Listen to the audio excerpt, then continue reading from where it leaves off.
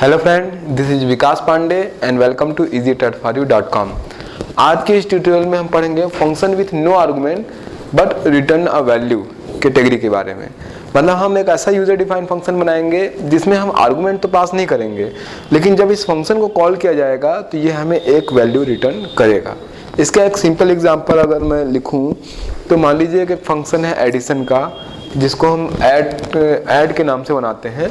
तो चूंकि एक वैल्यू रिटर्न करेगा इंटीजर टाइप का, मैं यहाँ पे लिख सकता हूँ इंट ऐड, और कोई आर्गुमेंट इसके अंदर पास नहीं किया जाएगा, इसलिए मैं लिखूंगा वाइड।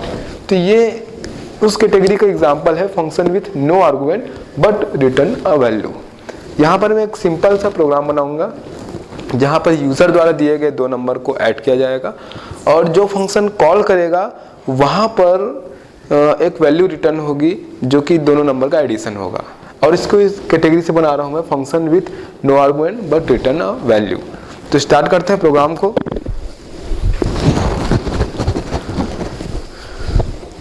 सबसे पहले हेडर फाइल से hash include iostream dot h, और उसके बाद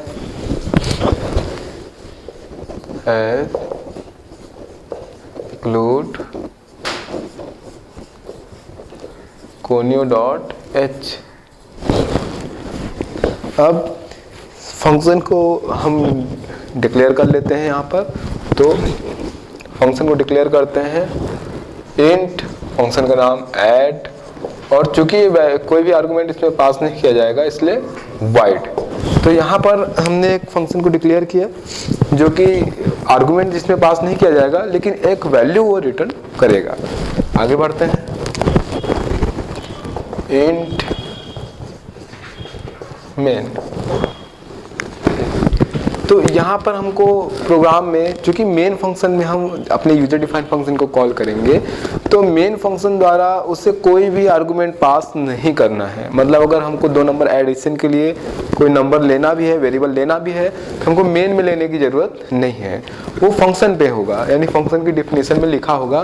क्योंकि मेन केवल फंक्शन को कॉल करेगा, उससे कोई आर्गुमेंट पास नहीं करेगा, बल्कि फंक्शन मेन को कोई वैल्यू रिटर्न करेगा।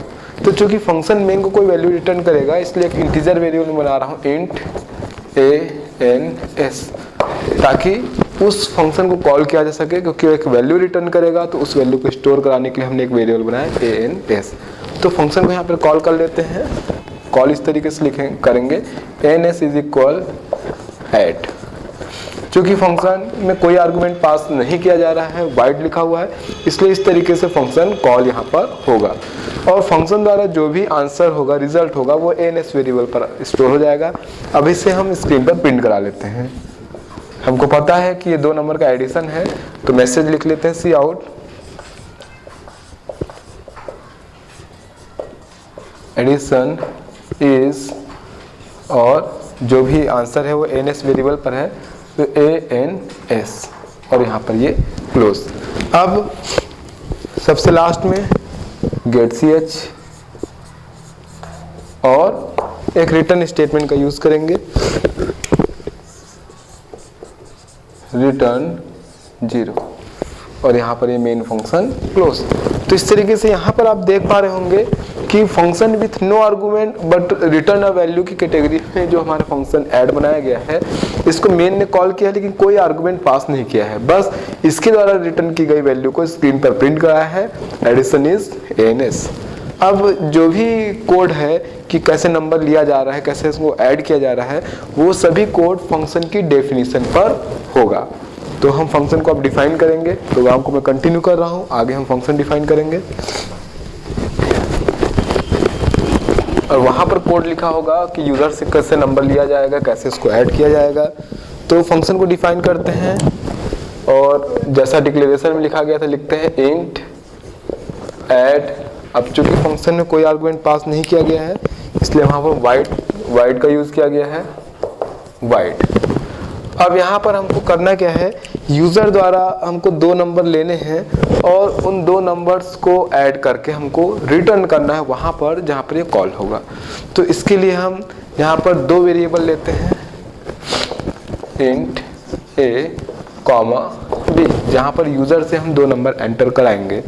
तो आगे मैसेज देते हैं यूज़र को, सी आउट एंटर फर्स्ट नंबर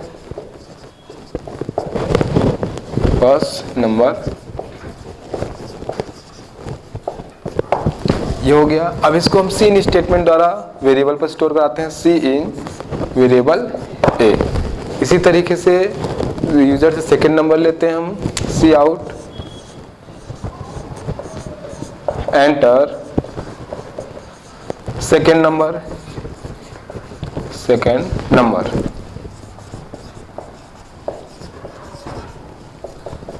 तो यहाँ पर आप देख पाएंगे कि हमने फर्स्ट नंबर ए वेरिएबल पर स्टोर कराया, जबकि सेकेंड नंबर हम स्टोर कराएंगे सी इन स्टेटमेंट के द्वारा बी वेरिएबल पर।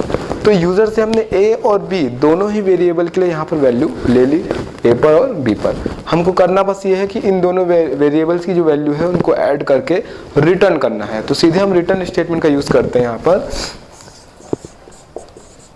रिटर्न और ए प्लस बी, इस स्टेटमेंट का यूज करते हैं। और यहाँ पर सबसे लास्ट में हमारा यूजर डिफाइंड फंक्शन क्लोज।